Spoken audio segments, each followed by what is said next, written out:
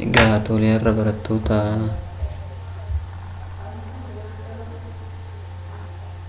anthropoloojii boqonnaa lama laalla. Anthropoloojii boqonnaa lama jala maaltu jira jennee anthropoloojii boqonnaa lama laaluuf jecha walumaa qabatti fiildoota afur qaba. Sub field of anthropology laalla unit 2 jalatti unit 2 jalatti sub field of anthropology kana laalla. Subfield kan jedhamu kun maalidha jennee hiika yoo itti kennu subfield jechuun biraanchota anthropology jechuudha. Anthropology'n unit tokko keessatti akkuma laalle maalidha kallattii adda addaan jireenya namaa guutumaa guututti in all aspect jenne in all aspect without limitation of time and limitation of place jenni maalidha yeroon tokko fagaatee natti dheerate minaan osoo hin jedhin kan qo'atuu fi wannoon natti fagaateera yeroo bakkeen inni durri uummanni tokko jiraachaa ture suni barbadaa'eera amma wanta akkasiisa wajji wal qabatee waan sodaatu tokko hin qabu nun jechaa jira anthropology'n akka jecha isaatti. Egaa akka jecha isaatti barsiisna nunis akka ofii jedheetti gaanuma nuni jenna anthropology kana lafa jala bu'a egaa na amanaa yaani ana kanaati jedha anthropology'n kun akkati anthropology'n kun barnoota guddaadha jettee amantuuf waan hin dubbanne hin qabu. Isa kana waliin laalla jechuudha. Egaa subfield isaa kana gaafa laallu subfieldoota isaa kana gaafa laallu inni tokkoffaan subfield afur qaba. Tokko archaeological anthropology jedhama. Inni kan biraa immoo linguistic anthropology jedhama. Sadaffaan immoo socio cultural anthropology jedhama. Inni afuraffaa fi dhumaa immoo physical or biological anthropology jedhama. Jarreen afran kun gahee mataa isaanii taphatu. Fardoo fi fe'atanii gulufuu jechuudha. Jarreen kun afranuu gahee mataa ofii qabu. Kan tokko bakka tokko ga'uun geenye tokko dhaqee gahaa jechuudha. Egaa jarreen kana tokko tokkoon hiika waliin waan isaan qo'atan wajjin kan laallu ta'a jechuudha. Erga archaeology kana dura yoo eegallu archaeology studies the way of living of past people. The way of study qo'annaa akkamiiti? The way of living the past people. The way of lives of the past people. Dhaloota darban haala jiruuf jireenya dhaloota darbanii mala qo'annaa ta'ee by what? By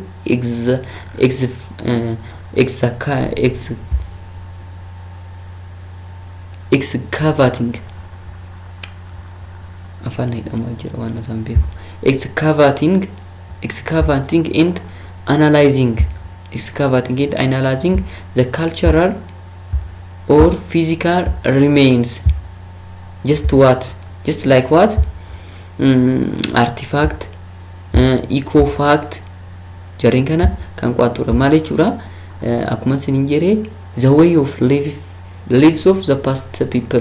Kan jechuun dhaloota darban mala qo'annaa dhaloota darbanii ta'ee akkamiin qo'ataadha? Excavating jechuun maal jechuudha?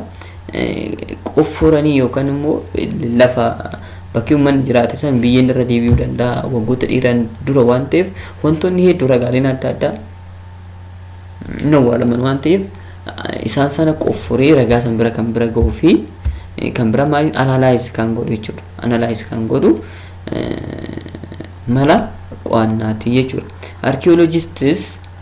Archaeologists ilaala kun archaeologyidha. Archaeology jechuun maal jechuudha? Subjecticha barnoo yookaan immoo mala qo'annaa sanii archaeologists jechuun kun immoo jechuudha warroota qo'atan jechuudha. Study artifact to get clues about values, belief and norms in general about the culture of society that exist in the past. Kan jechuun archaeologistoonni immoo maal godhu artifactii asitti ilaallegaa erga artifactii kana gaafa qo'atan gaafa jennu maalidha artifactii maalidha jennee gaafa laalle value, safuu,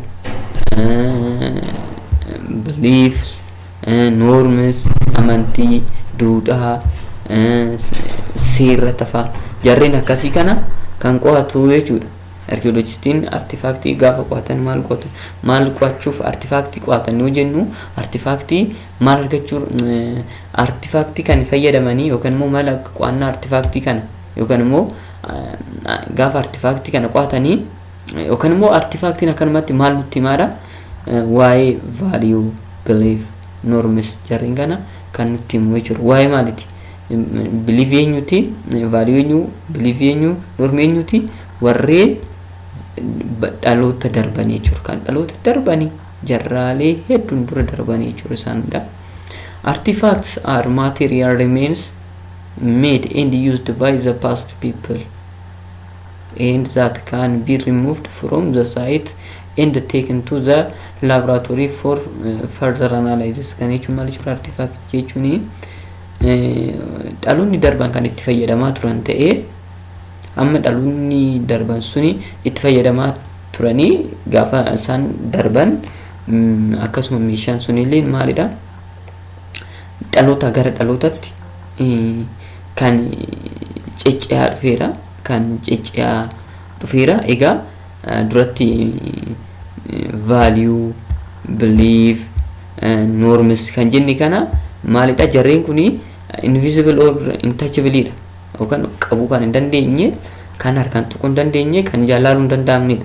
Sababni isaatis amantii akkitti wanta laaltu tokko hin qabu kallattiitti laaltu hin qabdu vaaliuus akkasuma normiinis akkasuma garuu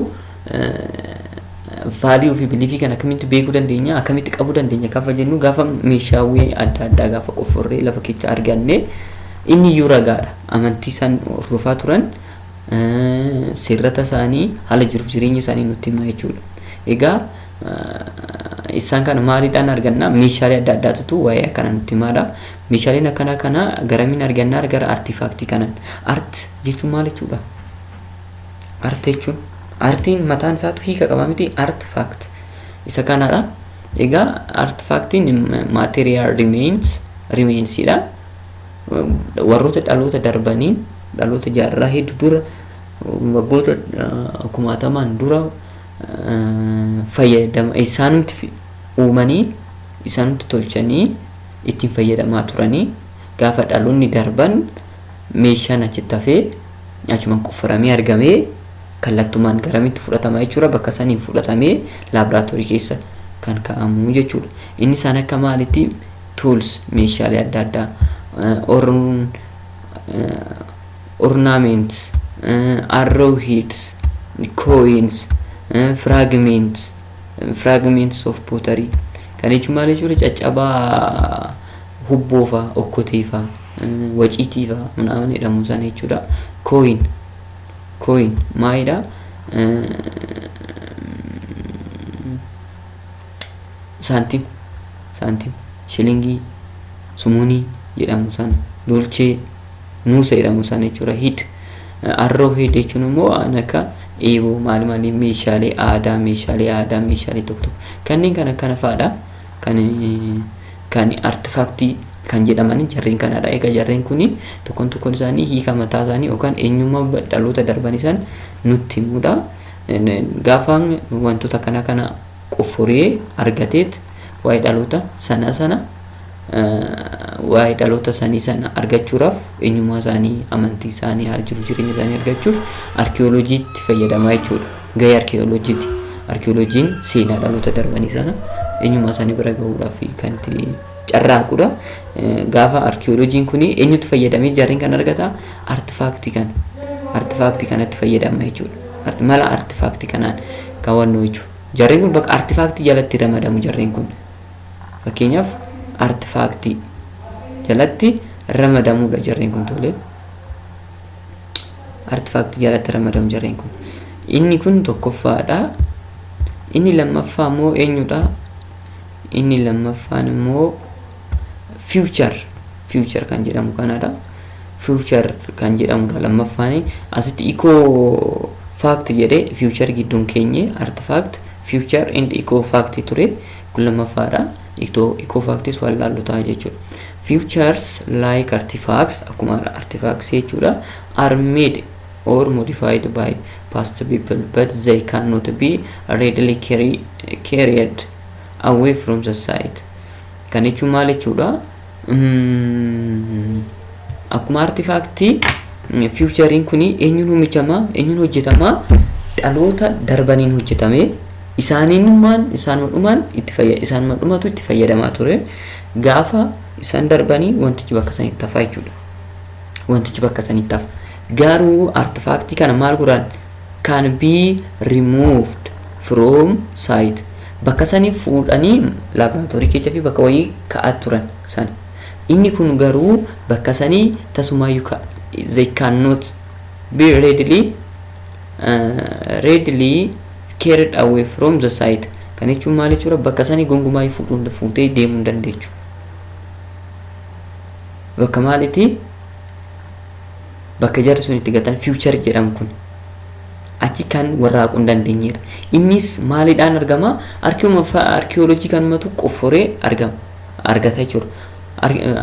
Inni future barbaadamu kun adeemsi future barbaadamu kun maal jedhama? Arkeological future jedhama. Arkeological future jedhama. Egaa future kan jedhamu kun maal dabalata jennee gaafa argine found house foundation bu'uura manaa jechuudha. Bu'uura manaa yookaan immoo musasoofaa ta'uu danda'a, utubaa ta'uu danda'a. Tokkummaatti waan hin musasoon ishee wantoota adda addaa jechuudha. Kaabii ta'uu danda'a. Waan akkasii kan ancient building ijaarsa baroota darbanii jijjigaawwan jechuudha. Fireplace bakka abiddatti bobeessaa turan, stairs, post holes jarreen kan kun maal jalatti ramadamuura? Future keessatti ramadamu jennee ilaallaa jechuudha. Egaa kana ni ilaallee inni kabiramoo maalidha? Eco fact ilaalla jechuudha. Eco fact jechuun immoo arnan artifactual nan artifactual jechuun maal jechuudha?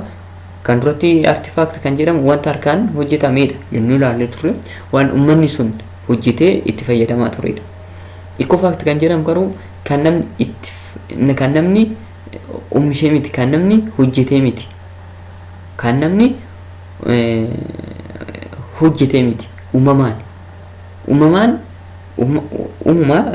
waaqa guddichatu uumee baroota sanii garuu dhaloota san faana tureeyyu. Baroota san fakkeenyaaf daaniyoosarsi yoo ilaalle daaniyoosarsiin barasan ture baran hin jiru miti. Kan barasan ture kan baran hin jirre illee jiraachuu mala jechuudha. Yookaan immoo gara biraatiin kan barasan ture kan baran hin turre jechuun saayizii qaama keenyaa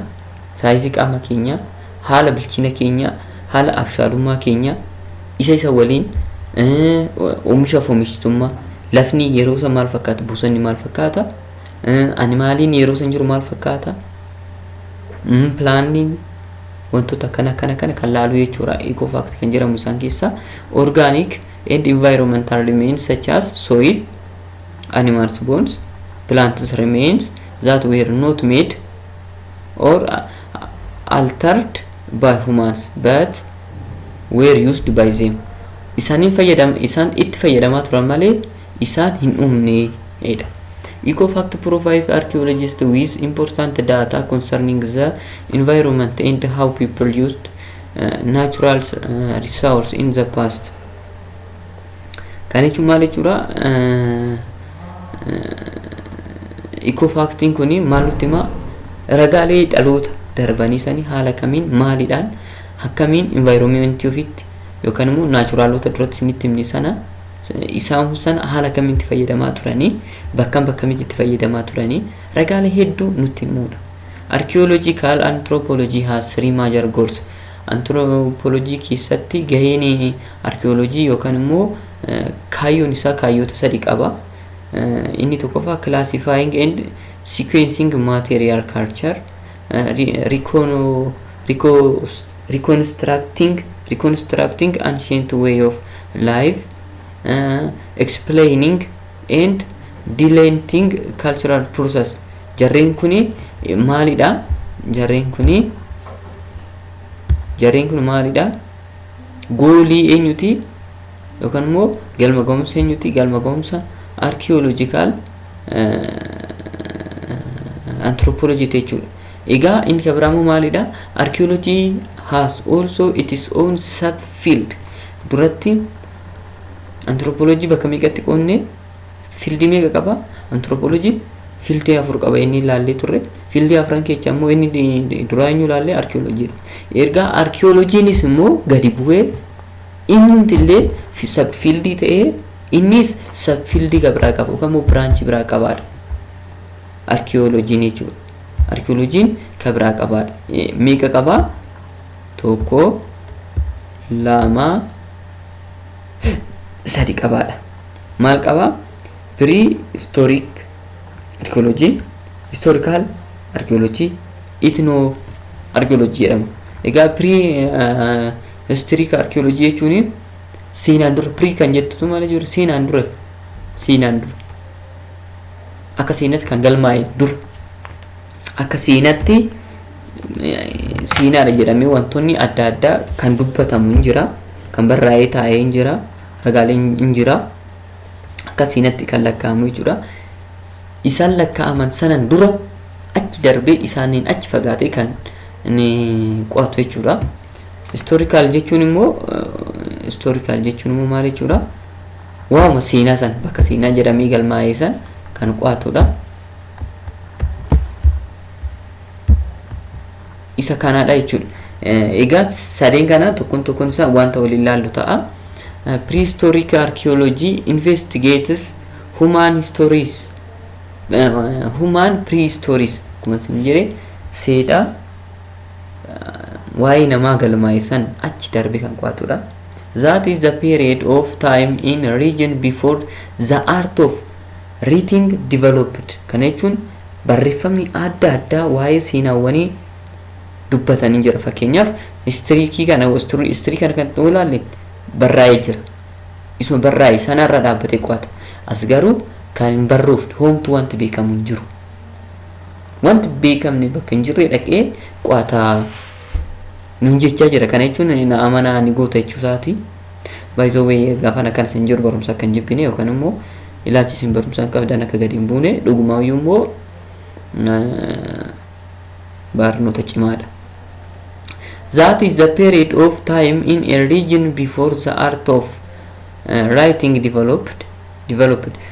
Between nolaalga bara kamii galasiitanii bara dhagaan daabboo jedhamu tokko beektanii?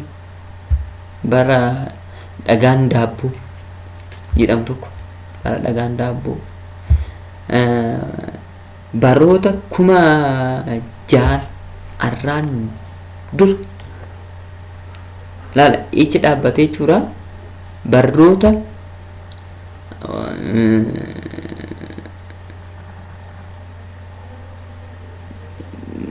kuma jaan arraatiin dura egalee kun egala baroota kuma jaan arraatii dura egalee hanga baroota miliyoona 2.5 kan gidduu isaanii kan jiru qo'ata jechuudha.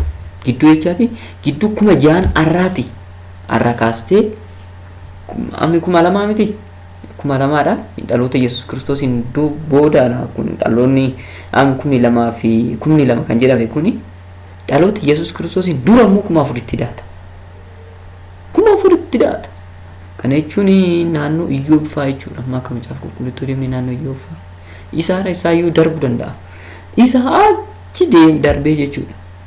Isa achi hanga miliyoona 2.5 kana gidduu isaanii kan jiru kan qo'atudha. Many anthropological archaeologists study societies that did not leave behind any written records. Kana jechuun maal jechuu barbaadeeti? Kana yeroo mara gaafa qo'atan jedha bakkee ragaan hin jirre bakka ragaan hin jirre illee dhaqee wanta tokko dandeettii waa hubachuu qabaadha jecha jira. Fakkeenyaaf society that did not live behind any written records, kana jechuun seenaa ummata seenaa galmeessan jiraanne isaan jechuun seenaan tokko girmaa'uufne taanaan maarra dhaabbattee qo'atta. Garuu bakka homtuu hin jirreetti dandeettii waa qo'achuu qaba. Achi darbee prehistoric archaeology uses material remains to reconstruct prehistoric life ways. It also study contemporary people whose style of life are analogous and or comparable to those of ancient people. Kana jechuun maal jechuudha? Egaa waa'ee prehistory kana keessatti gaafa qo'atu dhaloota seenaa galmeessaa hin turre san qo'ata. Baay'ee du'atta fuudha. Tokkoffaa seenaan galmeessiniin isaanii baranneedha. Qubeen waa'ee qubee illee baay'isanii hin beekanii wanta beekan tokko illee hin qabanii. Waa'ee qubee waan beekan hin qabanii waa'ee barnoota hin beekanii uncivilized warroota ta'aniira. Egaa waa'ee isaanii erga argate booda maal godha jechuudha? Dhaloota ammaa kana wajjin wal bira qabaa jechuudha. Analoojii wanta wal isaaf fakkeessuu fi wanta wanno jiru kana maal wal fakkeessaa fi kombeer godha wanta qo'atudha jechuudha. Garaagarummaa fi wal fakkeenya isaaniillee ibsaatoo wanno kan jedhudha jechuudha. For example, by study the way of life of present hunter and gather society, prehistoric archaeologists can gain insight into the way in which the ancient foraging people lived. Kana jechuun maal jechuudha? Yeroo ammaa kana uummanni hedduun naannoo kibbaa deemtan biyyoota addunyaa adda addaa deemtan keessaa dhaloonni gara bosona cinaa jiruu fi maaliin gaggeessaa adamsuudhaan gaggeessu waan ta'eef egaa isuma ammaa kanarraa iyyuu dhaabbadhee jira. Isuma ammaa kanarraa iyyuu dhaabbatee dhaloota ammaa kanarraa dhaabbadhee prehistory sanii nan argadha. Fakkeenyaaf akkamitti argate? Dhaloota ammaa kana adamsuun kun jechaa dhufe eegalleessaa jechaa dhufe kan jedhu jireenya dhaloota darbanii sana bira gahuu hin dandeenyaadha. Hin dandeenya hubannoon argannaa dhaloota ammaa kanarra geenye. Sababni isaa eessaa fideedha wannoo adamsuu kan eessaa fide achi waraabamee dhalootatti kan ce'aa dhufeedha. Kanaaf haala salphaan illee mala kana fakkaatuun waa'ee prehistory sana hubachuu dandeenyarra. Historical anthropology salamaffaa kana gaafa laallu uses the evidence provided by excavated remains to enhance our understanding of historic peoples. That is a people who had written and about whom written records are available. Kana jechuun maal jechuudha? Seenaan galmaa'ee kan jirudha bakka. Seenaan waa'ee isaanii kana ta'e seenaan qabatamaan waa'ee isaanii kan dubbachaa turedha. Guutumaa guutuutti waa'een jara kanaa haasa'ameera, dubbatameera. Egaa isarra dhaabbateet anthropologiin kuni maal qo'ata jechuudha? Dhaloota istoorii keessatti hammataman yookaan seenaan isaanii barraa'an qo'ata jechuudha. Seenaan isaanii barraa'eera jedhee dubbatti hin deebi'u, seenuma isaanii irrallee dhaabbatee hin qo'ataara. Erga hoomii eegaleetti qo'ata gaafa jennee ilaalle hoomii kan duratti 6,000 dura hanga hoomiiti hanga miliyoona 2 wayiiti kan qo'achaa ture. Kan ammaa kun immoo historical kan jedhamu kun immoo bara akkamii eegala? Jiruu har'aati eegalee hanga 6,000 dura hanga 6,000 lamaan kuma jaan irraa duraa jechuudha. Hanga kuma jaan kana kan jiru maal kan qo'atura kan qo'atu jechuudha. Hanga kuma jaa dura egalee hanga irraa jirtu gidduu tana kan qo'atudha. Some human groups invented the language and began to write down these things through different phenomena. Kan jechuun maal jechuudha? Taateewwan adda addaa kallattii adda addaadhaan hin barreessu. Egaa kan barreessame san maal godhu jechuudha? Anthropologiin dhaqii seenaa isaanii dubbisuudhaan irra dhaabbatee waa'ee isaanii qo'ata jechuudha. Egaa kana fakkaata. Kan jechuun gaafa qo'atu seenaan isaanii kan barraa'u qofa miti. Artifaktiiraan illee argamuu danda'a. Historiyaan kallattii adda addaa fakkeenyaaf artifaktii uummata isaanii irra dhaabbatee maal kan godhuudha? Kan dhaloota yeroo san darbanii seenaa isaanii illee hubachuu danda'aadha. Prehistorii keessatti garuu haftee adda addaa illee argachuu baachuu danda'u. Haftee adda addaa argachuu baachuu danda'udha. Egaa kanadha. Inni kan biraa immoo sadaffaan keenya maalidha? Ethno archaeology ra. Ethno archaeology. This may be regarded as an aspect of prehistorical archaeology. Ethno archaeologists study materials culture of current society, pottery products like pottery products to understand the culture lifestyle of past society. Akkanumatti itno jedhamu kun maal jechuudha? Aadaa hojii wal qabata. Itno archaeology kun waa'ee aadaatti kan qo'atu. Egaa waa'ee aadaa gaafa qo'atu yeroo eegala kaasee hanga har'aa kan jiru kana qo'ataadha. It is an approach to ethnographic analogy in which archaeologists make their own observation of the contemporary culture rather than relying on information provided by cultural anthropologists. Kan jechuun maal jechuusaati? Kan jechuun maal jechuu barbaadeeti?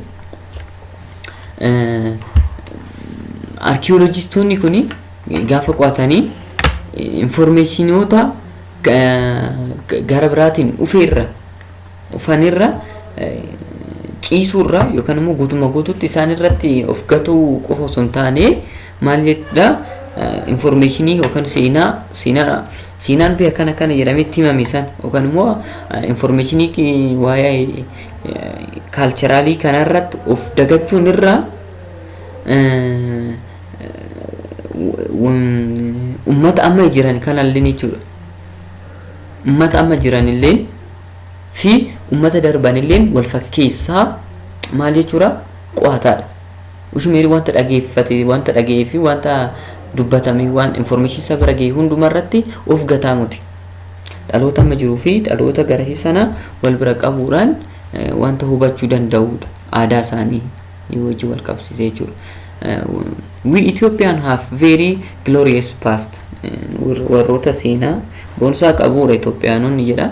Archaeological find in north, south, east, western part of country have shown our country belonged to those countries which have old civilization. Kan jechuun maal jechuudha? Kallattii adda addaan waa'een biyyattii teenya seenaa keessatti akka biyyoota qaroomanitti galmuuftee jirti. Kallattii afraniin seenaan agarsiisu maalidha? By the way, Itoophiyaan Egypt osoo hin taane maal jedhama? Gips jedhamtiti. Egypt jedhamti amma kan Sudaan cinaatti kinu biyya Arabaa taate tun Itoophiyaan iyyuu jala jirtiyyuu akka Gibsitti ilaalamti turte jechuudha. Amma qoqqoodoomisa kan dhufe. Egaa Gibsi immoo biyya bara durii sana akkamii seenaa dhalootan bara Abrahaam fa bara Mesopotamia ምናምን jedhamu history kutaa 8 irra kan jiru tokko hin beektu. Egaa maalidha? Maal jechuu barbaadetanii? Itoophiyaan qaama eenyuti? Qaama Gibsi turte. Gibs immoo bara Abrahaam durallee maalirra civilizedidha yookaan immoo biyyoota qaroomanidha. Biyyoota qarooman jechuun Gibsi qaroomti jechuun Itoophiyaan illee bittaa Gibsi jala jirti waan ta'eef kanaaf akka qaroomii talaalamtee jechuudha. Language kee lammaffaa kan jiru immoo linguistic anthropology ilaalla. Linguistic anthropology jechuun language jechuudha. Waa'ee language kan qo'atudha. Gosa qo'annaa waa'ee language yookaan immoo waa'ee loqodaa waa'ee afaanii kan qo'atudha. Language is a key to explore a culture. Kan jechuun aadaa saba tokko saba kee ibsuudhaaf afaan baay'ee murteessaadha yookaan immoo loqorni jechuudha. Yookaan language kuni language is basically a system of information transmission and reception. Language maalinti maqaamin itti fayyadamna language kana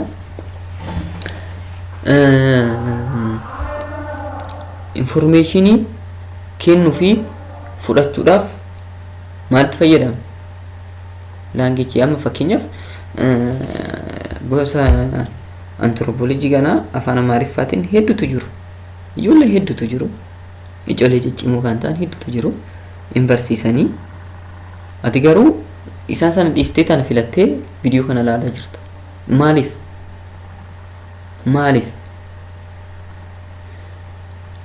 Afaan kee hanga hin taanetti wanti dubbatamuu fi wanti haasamu siin galu waan ta'eef afaan keetiin isa guddaa afaan oromaatiin dubbatamu ishii xiqqishuu afaan keetiin dubbatamtu santu siif maal godha?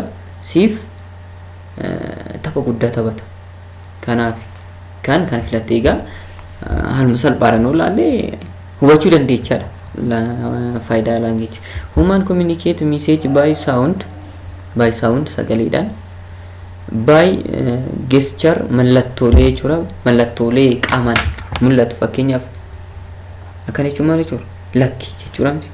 Mataaraan doodoo akkana jettee eeyyeen akkana odoo jettee kottu kun tokkoon isaanii sagalee qabu garuu sagalee qabu. Isaan kun maal jedhamu? Gesture jedhamu. And other visual way such as reading kun illee maalidha? Sagalee qabaadha. Analogies to genes that carry and transmits genetic material to descendants.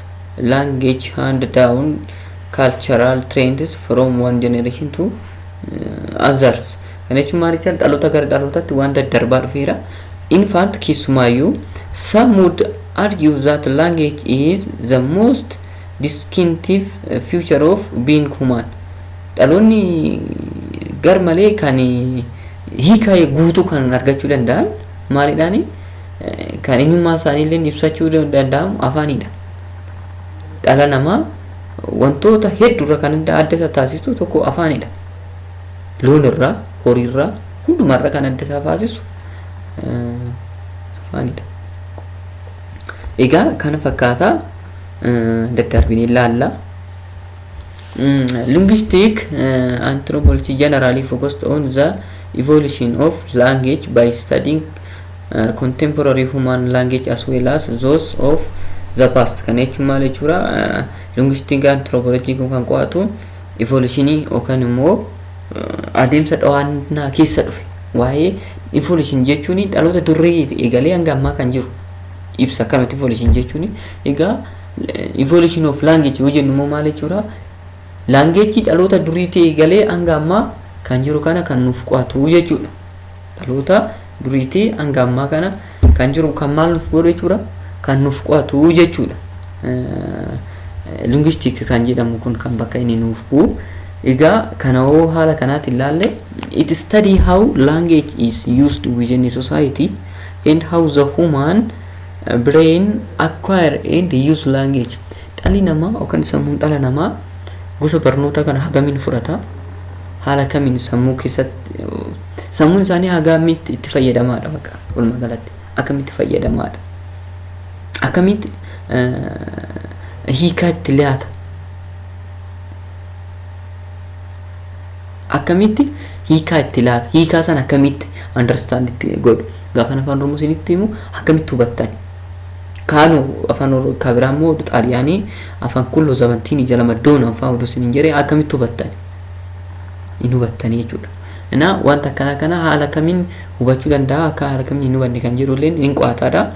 It try to understand language variation in their structure, units and grammatical information. Kan jechuun maal jechuudha wanta godannatti ilaallu ta'awwan jarreen kana structurally in qo'ata garaagarummaa structurally unit in qo'ata grammatically leen hin qo'ataadha. It gives special attention to the study of unwritten language keessaa kan barruufneef attention wanta kennu itti ta'a. Indeed, linguistic anthropology or anthropological linguistic study human language as cultural resource and speaking as a cultural practice in its society and cultural context across space and times. Kan jechuun barroota dheeraa dura egalee hanga ammaatti yeroo bakka bakkaatti illee yeroo garaagaraatti culture wajjin afaan culture wajjin walii hidhaminsa qabu maal kan jedhu jechuudha. Kan ibsudha fakkeenyaaf afaan oromoo jedhamu walii galatti akka naannoo oromiyaatti kan dubbatamu garuu bakka bakkaatti hin beekta. Namni gujii tokko dhufee afaan oromoo si biratti haasa'ee kallattiidhaan eenyummaa namicha sanii hin beekta. Namni warroonni wallaggaa dhufanii oduu si biratti haasa'anii kallattumaan eenyummaa nama sanii hin beekta. Warri jimmaa dhufanii haasa'anii kallattumaan eenyummaa isaanii hin beekta. Warri shawaatis dhufanii haasa'anii kallattumaan eenyummaa isaanii beekta. Maaliidhaaf haala haasaa keessaa structurii ta'uu danda'a yookaan grammatically isaa ta'uu danda'a. Aadaa jara sanii baateetti akkatti ibsa jechuudha. Eenyummaa bakka namichaallee ibsa kan jechuu barbaadeeti. Linguistic anthropology is divided into 4 distinct branch or area of research. Bakka afuritti qoodama. Linguistikiin kuni structural or descriptive linguistic, historical linguistic, ethno-linguistic, socio-linguistic. Structural jechuun maalidha? Ijaarsa yookaan immoo haala itti fayyadamaa kan hojii wal qabateeti. Historical jechuun immoo seenaan dura eegalee hanga ammaa kan jirudha. Ethno jechuun immoo seenaa aadaa wajjin wal qabsiiseeti. Socio jechuun immoo uummata wajjin wal qabsiisee kan qo'atu ta'a. Afran kana waliin laallaa jechuudha. Structural or descriptive linguistic.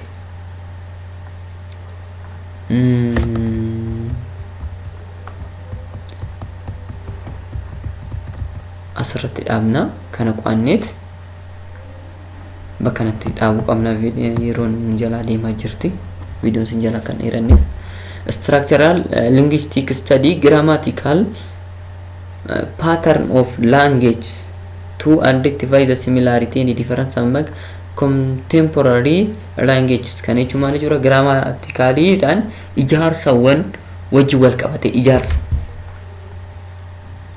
haala ijaarsa fakkeenyaa fi structural linguistic kana gaarii goriin ibsa kanan jiree itti yaaduun seetanii fakkeenyaaf macaafa qulqulluu warroon afaan oromoo dubbistanii surumaayyuu mi'a afaan haalli ittiin barreeffamni isaa xiqqoo addadha.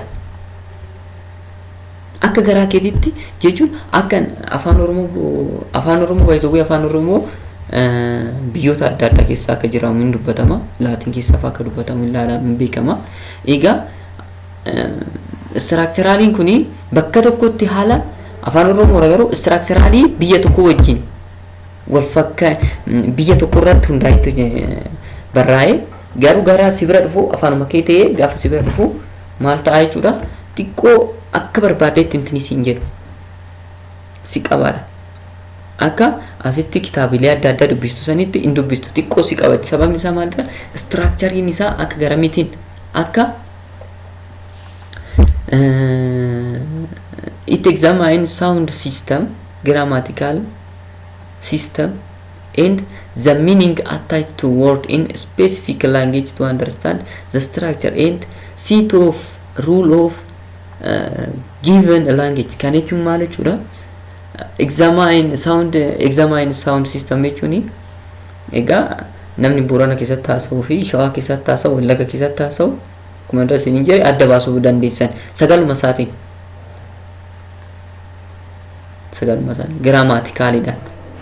grammaticalidhaan adda baasuu dandeechan yookaan immoo hiikkaa the meaning iraan illee maal godhuura hiikkaalleen gaafa itti kennitu hiikkaa inni achitti itti fayyadamu fi asitti itti fayyadamu garaagarummaa qabaachuu danda'a. Hiikka hedduu qaba jechuun fakkeenyaaf nama wayii ture uummata hedduu fuuldura dhaabbatee ilma Wallaggaati as naannoo Shawaa kanatti jechuudha yookaan immoo Finfinnee keessatti ijoollee dhalattoota Shawaati kan inni akka carraa taasaa jiru fuuldura dhaabbatee waa tokko haasaa ture. Gaafa haasa'u jechoota nagaa taasise. Jechi inni nagaara jedhee yaadee haasa'e suni naannoo keenya kanatti baay'ee sururamoo turan yookaan immoo sammuu namaatiif hin tolan ture. Inni garuu biyya isaaniitti akka gaariitti fudhatamaa waan ture. Hiikni achi jiru fi hiikni as jiru garaagarummaa qaba. Jarriin kana wajjin wal qabatee structurally kana wajjin wal qabatee kan maal godhuura jechuudha kan qo'atudha. Every culture has distinctive language with its own logical structure and set of rule for putting words and sounds together for purpose of communication. Kan jechuun by the way structurally kana gaafa sinin jedhu odooni grammatically kana isuma tana laalati structurally kana gaafa sin jedhu waluma qabattee jechuudha. Sound system asitti sound system grammatical meaning jarriin kuni akkamitti maal jechuu barbaade seetanii fakkeenyaaf grammatically tan grammatical jettu tan asii fuudhee bakka patternii tan odoon kaa'e patternii fuudhee immoo duuba kana odoon kaa'e structurein isaa maal godhatan jira structure isaallee wal keessa waan godhatan jira jechuudha. Arrangement isaa eegan jirudha. Inni kun immoo maal godhaadha hiikkaa mataa isaa danda'e qaba. Hiikkaa duratti kennu san dhiiseet hiikkaa ka biraa kenna. Isa kana maal kan godhuura gadi fageenyaan kan nuuf qo'atudha. In it is simplest form text of descriptive linguist is to compile dictionaries and grammar books for previously unwritten language. For structuralist linguistic or structural linguistic anthropologist, even if there are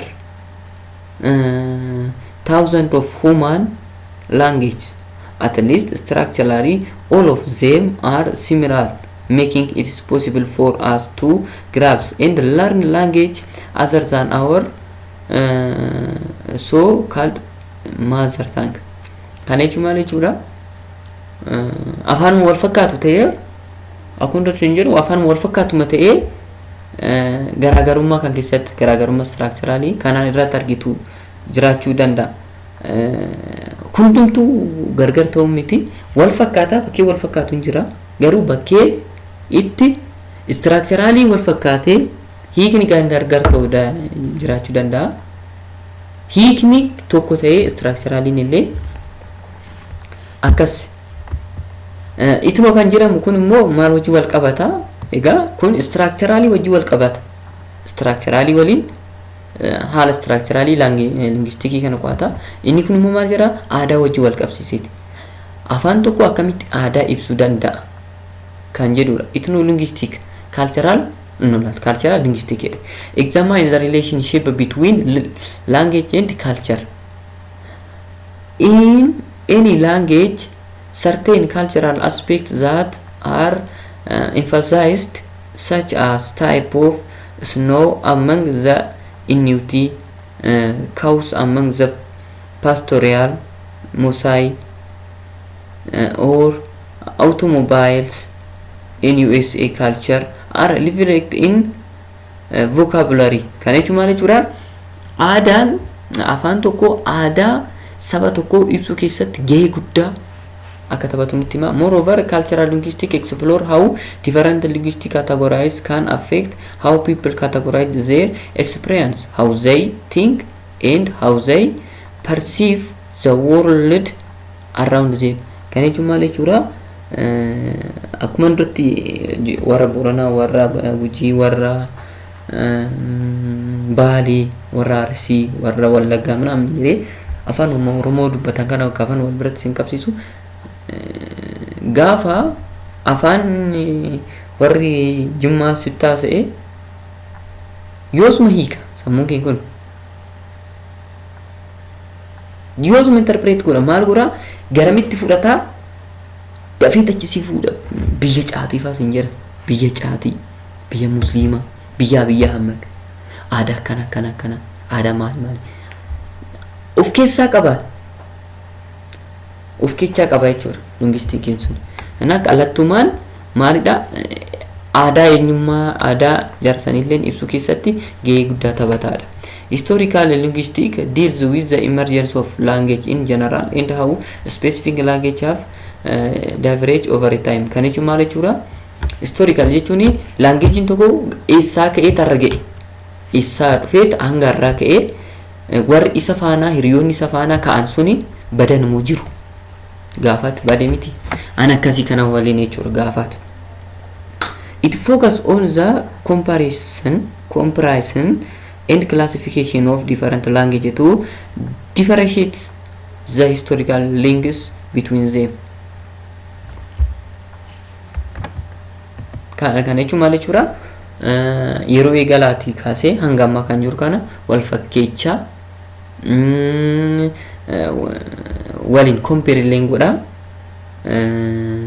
eenyummaa yookaan immoo seenaa aadaa tokko kan ibsudha. Kan jechuun wal fakkeessaa yookaan immoo compare godha kan isin taasisu kan nuti qo'ata kafa isin jiru maal jechuudha? Fakkeenyaaf afaan oromoon jalatti ramada kush amaara maal jalatti ramada wanta wayii irratti kush jalatti maaliif oromoo ramadame wanti isa wal fakkeessu kush jalatti warroonni ramadaman martinuu afaan oromoo wajjin walitti dhufeenya qabu. Orma immoo kush jara orma immoo maaliif seem jalatti ramade by the way kush ምናምን kan jedhamu kun sanyii noo akka ta'anii beekaniiti afaan afurtu jiruuti afurtu jiru kush seem kaam namni kan jedhamu jira Sooriyaa marraa fadhe garuu isaan suni Nuh bara Nuh kan jedhamu jira ijoollee Nuh fi ijoollee Nuhitiin moggaasaman kisaa'u Nuh ilmi Nuh tokko maaliin kafan abbaan isaa machaa'ee yookaan Nuh machaa'ee ciisee tureeyyuu achumaan maal godhee kafana abbaan isaa machaa'ee qullaa rafeeyyuu achumaan qullaa abbaa ofii argisan itti kolfee abbaan akka itti kolfe erga machiin irraa galee abbaan ilmi itti kolfuusaa erga beekee booda maal godhe inna baare erga baare kallattumaan abbaan jibbame bolawwan jibbame kallattumaan gara Afrikaa kana dhufe jechuudha. Egaa Afrikaa keessa tamsa'ee kan jiru eenyudha? Moor isa mucaa xinnicha kanaadha jechuudha. Egaa kana fakkaata afaan kun isaan moggaafaman eenyudhaan ijoollee Nuuhi moggaafamee tun dubbii dabalataati. Egaa wal fakkeenyaan garaagarummaan maal godha seem jala garaagarummaa kan qabu warroota seem fi kush jalatti ramada maalidha garaagarummaa waan qabaniif kan seem jalatti kan kush jalatti wal fakkeenya kan qabanii immoo maalidha kush jalatti akkatti ramadee kan jechuu barbaadeti. Sociolinguistic kan jedhamu sociolinguistic examine how the use of language define social group. Ummata tokko akkatti ibsaadha. Social linguistic kun ummata tokko akkatti ibsaadha. By the way akkamitti ibsaa kan jiru kana isinitti naannoo Amaaraa hodhu deemtanii keessaa naannoo by the way waa'ee Amaaraa yoo haasa'an hammeenya dhaga'uu dandeechanii garuu akkasii moti tolee ani waan achis jiraadhe beekuuf achis dhaqee waan argitu wayitis waan jiruuf carraan achi dhaquun wanta qaqqabee waan argeef baay'ee gaarota baay'ee namoota gaariidha. Makiinaan keenya karatti nu jala tabalaashee magaalattii takka